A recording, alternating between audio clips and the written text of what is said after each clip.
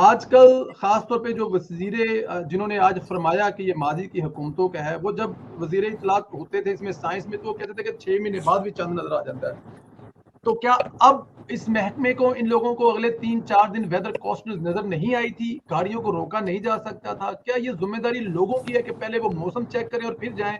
حکومت کا کوئی لینا دینا نہیں ہے اس میں؟ دیکھیں، بسم اللہ الرحمن الرحیم. میری طرف سے تمام ہمارے دوستوں کو، خان صاحب کو، ارشد صاحب کو، اور آپ کو، اور ہمارے جتنے بھی آڈینس ہے سب کو سلام. پچھلے دنوں میری فیملی پاکستان گئی، بچے بھتیجے بھانجے پاکستان گئے. ایئرپورٹ پہ ان کے پاس 6 جوتے تھے، اور ایوریج میرے حال میں کسی اگر جوتے کی قیمت ہوگی تو وہ $20 یا $30 ہوگی، اور میرے خیال میں 6 یا 8 جوڑے تھے. اس پہ انہوں نے $600 کسٹم چارج کیا پاکستان میں. پاکستان میں. ٹھیک ہے جی. وہ خواتین تھی. ابھی شکر ہے کیونکہ ہمارے پاس بیگ بہت زیادہ تھے، تو دوسرے بیگوں میں بھی جوتے تھے، تو انہوں نے زیادہ پھر انسسٹ نہیں کیا کہ یہ بہت زیادہ جو ہے نا خراب کریں گے. ٹھیک ہے جی. میرا پوائنٹ یہاں پہ یہ ہے کہ جب اوپر والا لوٹنے پہ لگا ہو نا، تو نیچے ہر ایک کو ایک آپ کھلی چھٹی دے دیتے ہیں کہ بھئی تو بھی لوٹ لے جتنا لوٹ سکتا ہے. ٹھیک ہے جی. تو یہی حال ہے جو مری میں جو کچھ حادثہ ہوا ہے، اس کی بھی وجہ بالکل یہی ہے کہ جب نائل ٹولہ آپ کے ملک پہ مسلط ہے اور وہ اس طرح کے انفارچونیٹ انسیڈنٹ سے بہت سارے مائلیج لیتے ہیں. مائلیج اس طریقے سے لیتے ہیں کہ بہت دنوں تک جو میڈیا ہے ان کی توجہ جو ہے وہ دوسری سائڈ پہ چلی جاتی ہے، اور ان کے جو اصل کرائم ہے، جو ان کی جو لوٹ مار ہے، جو ان کی نااہلی ہے، اس سے میڈیا کی توجہ ہٹ جاتی ہے. تو اب دیکھیں یہ کتنی بدقسمتی ہے کہ 3 سال اس نیازی کے. 2019 جنوری میں ساہیوال کا حادثہ ہوا، وہ بھی جنوری میں تھا. پھر 2021 میں جو ہے وہ ادھر کیا نام ہے کوئٹہ کا انسیڈنٹ، اس میں بھی اس نے کہا جی کہ مجھے جو ہے نا وہ لاشیں جو ہے لاشیں رکھ کے آپ بلیک میل نہ کریں. اور یہ 3 جنوری ہے 2022 کا. اس میں بھی آپ دیکھیں کہ میری اطلاعات کے مطابق 100 سے زیادہ جو ہے اموات وہاں پہ ہو چکی ہیں. مگر اب ایک تو یہ اس طرح کی خبر جو ہے وہ بار بھی نہیں آنے دیتے، اور جو ان کی نااہلی ہے، جو نالائکی ہے، یہ اس کو تو لفظوں میں ہم بیان نہیں کر سکتے. یہ کتنی کرمنل نیگلیجنس ہے کہ آپ نے لوگوں کو اس طریقے سے جو ہے بے یار و مددگار چھوڑ دیا. اب جیسے یہ خبر نکلی وہ سارے ادارے بیلچی اٹھا کے باہر آ گئے. اب نیازی کی بہن کی خبر تو ہم سب نے دیکھی ہے نا کہ جب اس کی بہن سٹک ہو گئی تو اس نے ہیلی کاپٹر بھیجے اس کو ریسکیو کرنے کے لیے. تو کیا یہ جو غریب لوگ جو تھوڑی سی خوشیوں کی خاطر گئے تھے مری میں اور ہمیشہ کے لیے جو ہے وہ موت کے حوالے ہو گئے، ان کے لیے ان کے پاس کچھ نہیں تھا. تو یہ بہت بڑا مجرمانہ فعل ہے. اس میں یہ جتنے بھی ہیں کیونکہ این ڈی ایم جو ہے وہ نیازی کے انڈر آتا ہے، لہٰذا یہ مجرم ہے. اور پھر اوور آل جو ہے وہ پنجاب گورنمنٹ ظاہر ہے اس کی رسپانسبل ہے، وہ مجرم ہے. نہ فیڈرل بچ سکتی ہے اور نہ پروونشل جو ہے وہ بچ سکتی ہے. اور باقی دیکھیں پھر دوسری بات یہ ہے کہ جتنا ہمارا سر بجٹ ہے نا، ہم اس کو دیتے ہیں ادارے کو جو اپنا وہ کام نہیں کرتا جس کے لیے وہ بجٹ لیتا ہے. بالکل ٹھیک. I strongly believe کہ جس دن یہ بجٹ وہاں سے شفٹ ہو کے پولیس پہ لگ جائے گا یا انتظامیہ جو ہے وہاں پہ لگ جائے گا تو ملک میں آپ دیکھیں گے انقلاب آ جائے گا.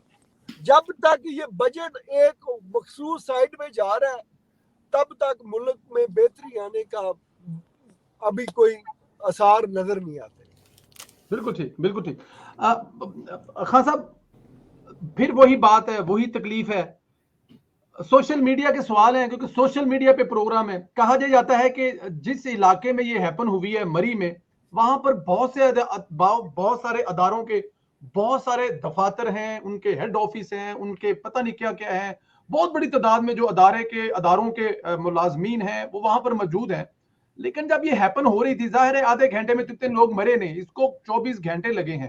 تو جب تک یہ موبائلوں سے نکل سوشل میڈیا پہ وائرل نہیں ہوئی، تب تک لوگ باہر آ کے اپنے آپ کے تحت ہیلپ نہیں کی لوگوں نے.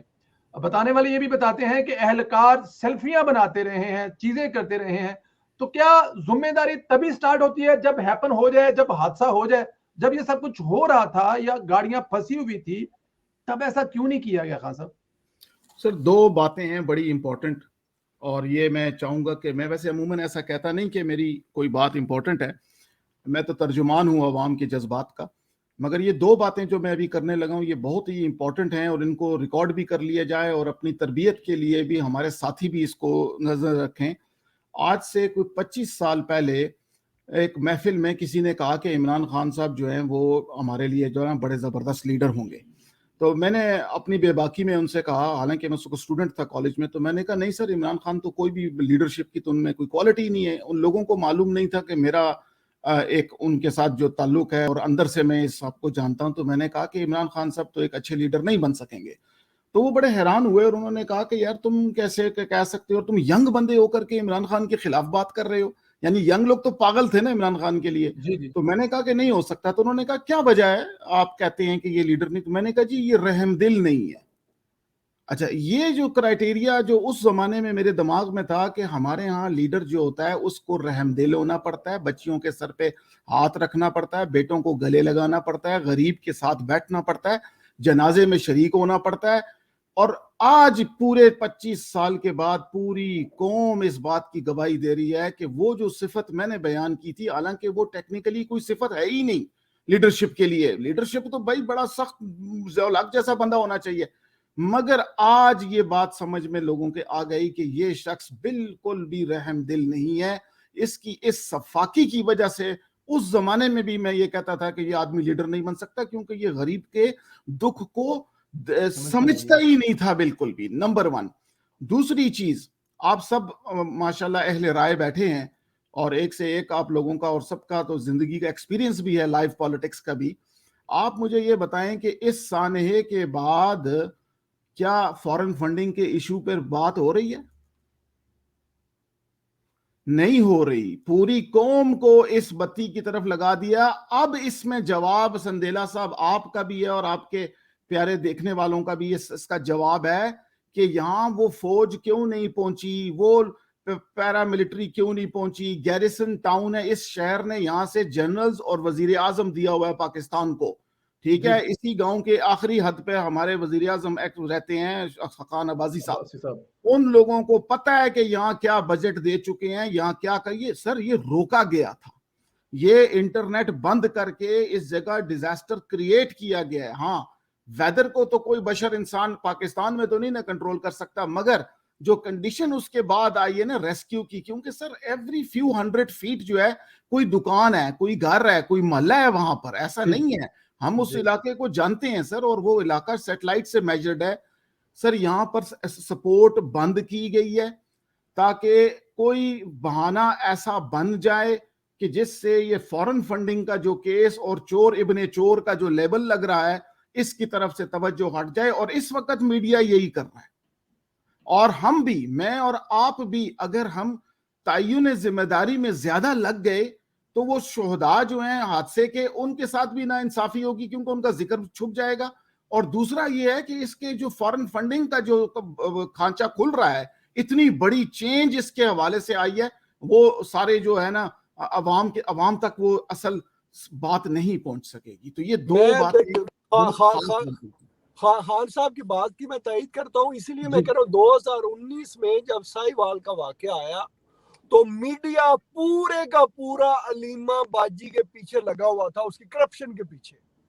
ایک سائی وال کا انسیڈنٹ کر کے علیمہ کو کلین چٹ دے کے میڈیا سے غائب کر دیا اور لوگوں کو سائی وال کے پیچھے 2-4 دن لگا کے اور غائب کر دیا. اور اب بھی وہی ہے. میں یہی بات میں نے شروع میں کی کہ یہ جو اصل جو ان کے جرائم ہیں ان سے جو یہ توجہ اٹھا دیتے ہیں. اصل تو یہ بہت بڑا ایشو ہے یہ. اچھا, اور بہت سارے نوجوان ساتھیوں نے ماشاءاللہ جن کی اچھی ٹریننگ ہو رہی ہے, اب وہ کھل کے بول بھی رہے ہیں, انہوں نے کہہ دیا تھا کہ ابھی 24 گھنٹے کے اندر کوئی ایسا مسئلہ لے آیا جائے گا کہ اس سے توجہ ہٹ جائے گی اور وہ مری کا. اس سے پہلے بھی ارشد صاحب اگر آپ ہمیں سن رہے ہیں تو ارشد صاحب آپ کو آواز آ رہی ہے؟ جی بالکل آواز کلیئر ہے جی. اور میں بس معذرت چاہتا ہوں ارشد صاحب, میں آپ کو it's okay no problem. Arshad صاحب میں آپ کو یہ بتاتا چلوں, یہ جو جس پوائنٹ کی طرف خان صاحب نے اشارہ کیا, راجہ صاحب نے اس کی تائید کی ہے, اس میں ایک چیز اور ایڈ کر لیں. جس دن یہ فورن فنڈنگ والا ہوا تھا اس دن اور کچھ نہیں ملا تھا, تو مریم نواز اور پرویر شیخ صاحب کی ایک آڈیو کو نکال دیا گیا تھا اور ایئر وائی اور سما ٹی وی نے ایک بھی خبر نہیں چلائی اس رپورٹ کے بارے میں جو اس دن ہوئی تھی. وہ سارا دن یہی چلاتے رہے اور کوشش کرتے رہے کہ اس سے توجہ ہٹاتے رہیں. تو سر آپ کیا کہتے ہیں, یا راجہ صاحب اور خان صاحب کی بات سے ایگری کرتے ہیں یا کچھ سم تھنگ ایلس سوچتے ہیں آپ؟ دیکھیں یہ جو ہے نا جس طریقے کے حکومتی بیانات ہیں, میں بالکل بھی جو ان سے نا اختلاف نہیں کرتا راجہ صاحب کی اور خان صاحب کی اور جو آپ نے کچھ اشارے دیے ان سے. لیکن دیکھیں دنیا ہر معاملات کو نا حکومتی معاملات کو مختلف تناظر میں دیکھتی ہے.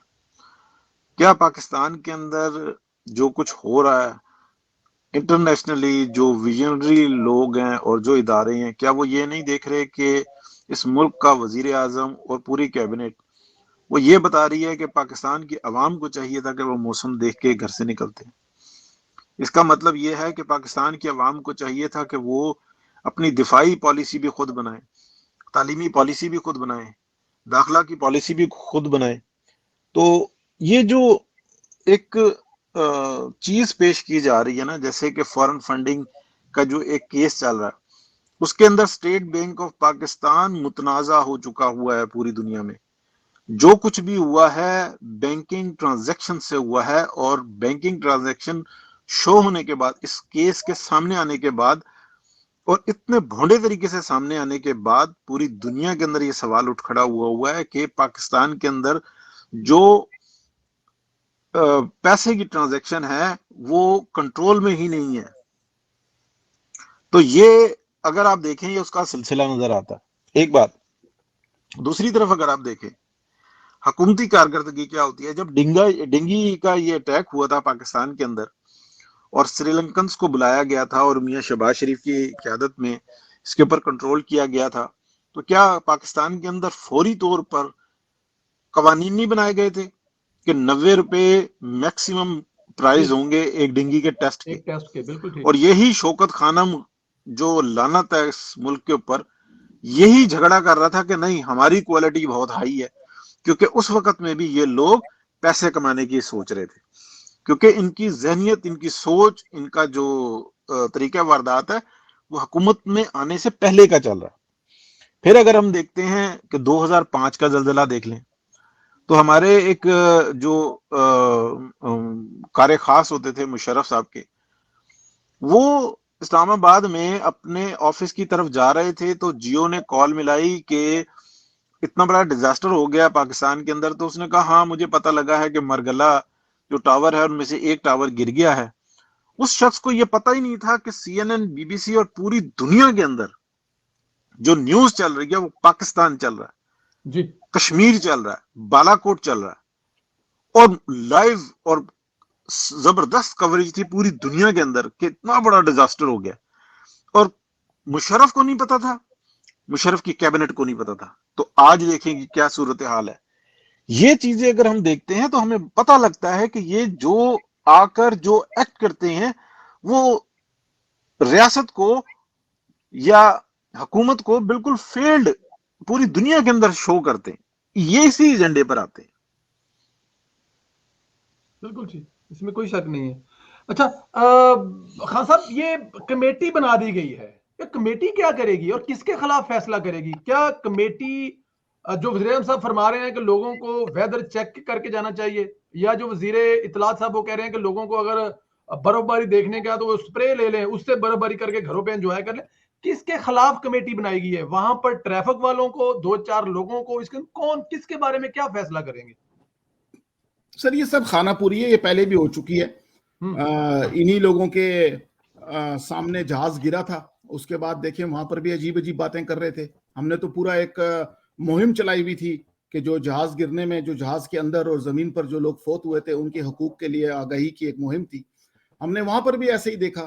تو یہ سرکاری مشینری کا وہ سٹیج ہوتا ہے جہاں پر اب اشارتاً لوگوں کو بتایا جا رہا ہوتا ہے کہ بھائی چلو اٹھو، اب اپنے گھر جاؤ، جو ہوگا وہ سرکاری کھاتے میں ڈال دیا گیا ہے، وہاں سے جو ہوگا ہو جائے گا، آگے چلو اگلے حادثے کا انتظار کرو. ٹھیک ہے، نہ کوئی ان کو کوئی سختی کرے گا، نہ کوئی ان کے اوپر کوئی ان کو تربیتی پروگرام کر. دیکھیں حج جیسے مقدس فریضے کے دوران ٹریننگ کروائی جاتی ہے جی کراؤڈ کنٹرول کی، یہاں پر بھی ہو سکتی ہے. کیا ہے، صرف چند ویڈیوز ہی دیکھنے کے ہیں نا.